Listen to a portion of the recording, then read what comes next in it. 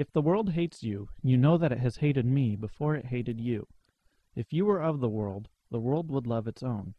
But because you are not of the world, but I chose you out of the world, therefore the world hates you.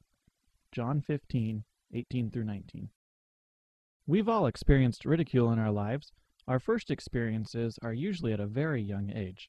It's often said that children can be cruel, and indeed, children sometimes seem to revel in making fun of others. Of course, when one child starts an attack on another, it's not long before more children have joined in the mocking. The whole episode predictably ends in tears. Sadly, things don't seem to improve much as people get older. The ridicule may become more sophisticated and subtle, but it's also more biting, and the repercussions can be more serious. Someone being mocked at their job can suffer a devastating blow to their career, and ridicule in a marriage can lead to divorce.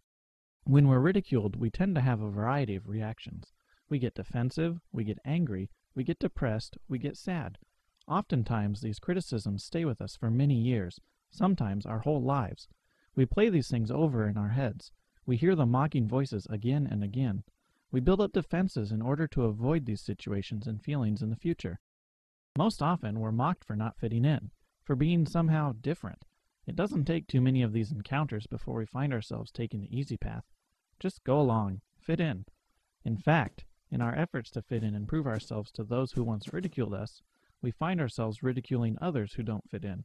It's a powerful feeling to be in a group that tears down other people. Other times, we simply get angry and resentful when we're made fun of or criticized.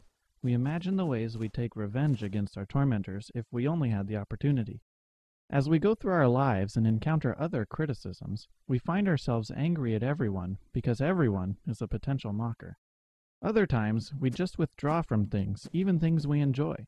We may no longer go to certain places, do certain things, see certain people, because we know that we're opening ourselves up to ridicule by others.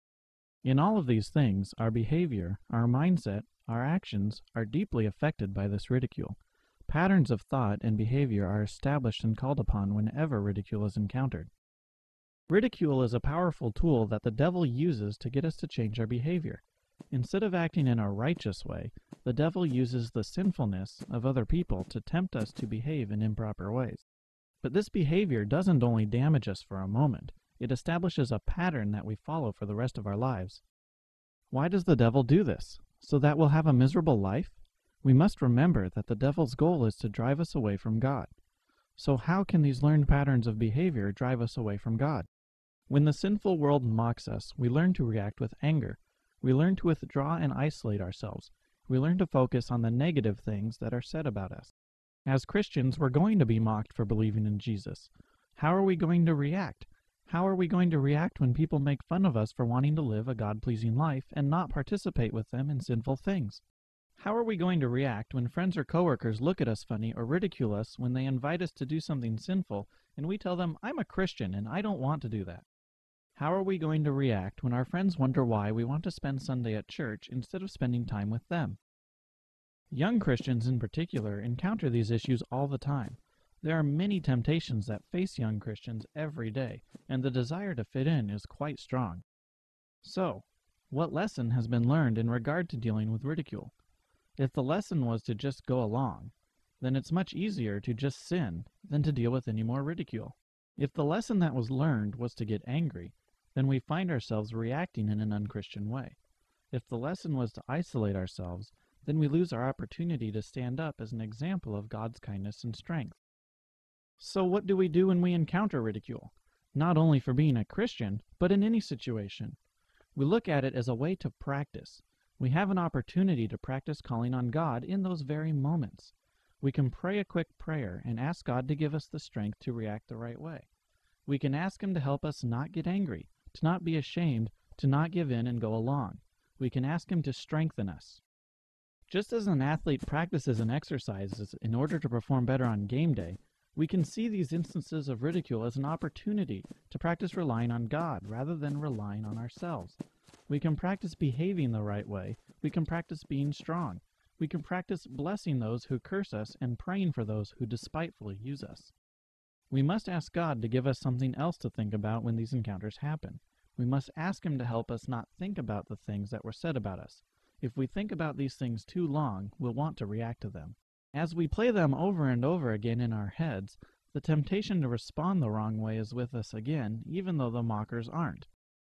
This is particularly important when we're ridiculed for our faith.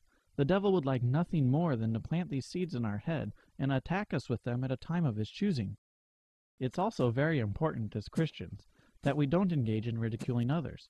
The main reason people ridicule others is to build themselves up by tearing others down. It's a prideful thing. Pride leads us to do all sorts of bad things. It eventually leads us to believe that we're the only one we need to answer to. It leads us to believe that our desires are more important than anything else, including God's commands for our lives. When we ridicule others, we're not only sowing the seeds of our own destruction by feeding our pride, but we're doing the devil's work for him by weakening others so that it's more easy for them to fall to temptation. This is especially true when Christians ridicule other Christians. There's no way to avoid ridicule in this life. It's a powerful weapon that the devil uses to weaken us for the attack on our faith. We must turn these encounters into an opportunity to practice calling on God for help.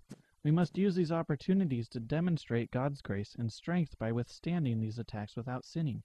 We must also, as Christians, build each other up and not do the devil's work for him.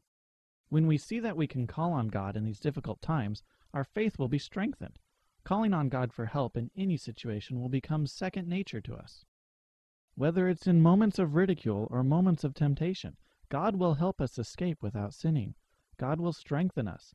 God will be there for us to help us do the right thing and to be living witnesses for Him and show His strength, grace, love, and mercy to others.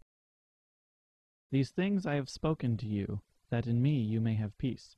In the world you have tribulation, but take courage. I have overcome the world. John 16:33.